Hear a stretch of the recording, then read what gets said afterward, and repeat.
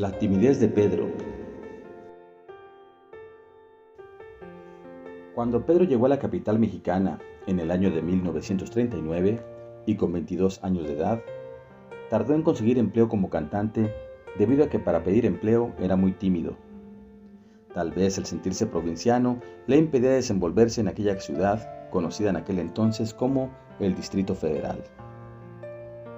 En varias ocasiones Pedro llegaba a las puertas de las estaciones de radio, pero no entraba, y solo miraba entrar a los artistas. Y es que nuestro cantante se sentía chiquito, quedándose mudo e inmóvil. De regreso a casa, cuando María Luisa le preguntaba cómo te fue, Pedro le mentía diciendo que le prometieron hablarle después, y que había platicado con tal o cual personaje. Aunque María Luisa no le creía y sacaba su carácter enérgico para obligar a Pedro a creer en él mismo, pues estaba segura que su novio era un buen cantante. Motivar a Pedro fue un elemento importante, sobre todo cuando el dinero escaseaba y vivían con un tostón al día. Cuando María Luisa le regañaba, Pedro le contestaba con desánimo que sería mejor regresarnos al pueblo, decía. Pero María Luisa estaba decidida a no volver a Sinaloa y decidió junto con Pedro pelearle con ganas a la vida en aquella capital mexicana. En ocasiones Pedro llegaba a casa con algunos pesos en la bolsa. ¿Cómo los conseguía? Seguramente cantando en alguna esquina y la gente se los daba. Y así pasaban los meses hasta que María Luisa comprendió que era la timidez de Pedro lo que no le ayudaba y que le impedía tener el valor para pedir empleo en la radio. Entonces María Luisa tomó la decisión de acompañarlo para darle ánimos y ayudarle a buscar trabajo. Por lo que un buen día tomaron la calle del Buen Tono y pasaron por la XCB.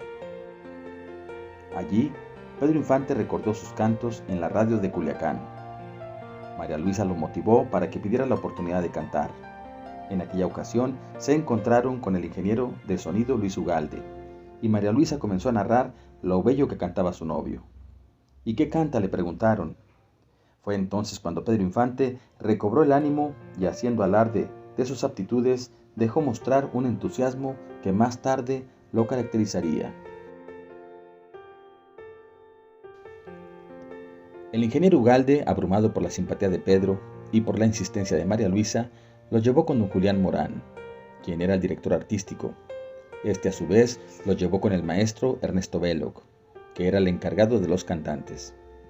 Y así finalmente fijaron una fecha para realizarle a Pedro una prueba. La canción era La Consentida, y el novel cantante tenía 2 días para ensayarla.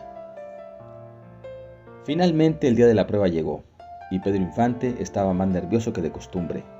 A pesar de que había ensayado hasta el cansancio, la maravillosa voz de Pedro no consiguió pasar la prueba, pues los nervios no le permitieron cantar bien, y no le quedó más remedio que pedir otra oportunidad.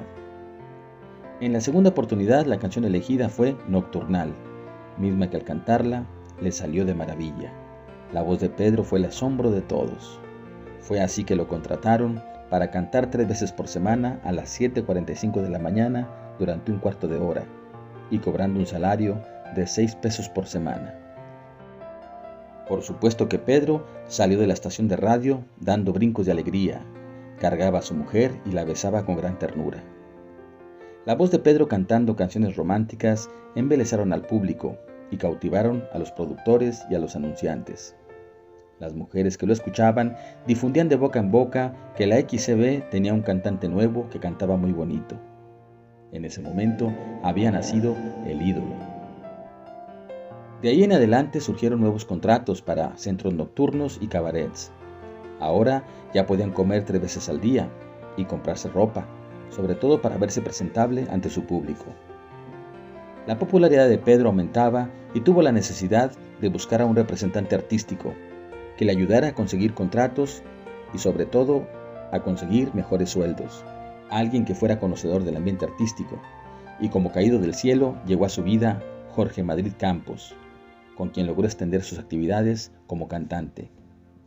En cambio, María Luisa, aquella mujer que motivó a Pedro, se fue alejando poco a poco del cantante, dado que en aquellos años el cantante debía parecer soltero para su público.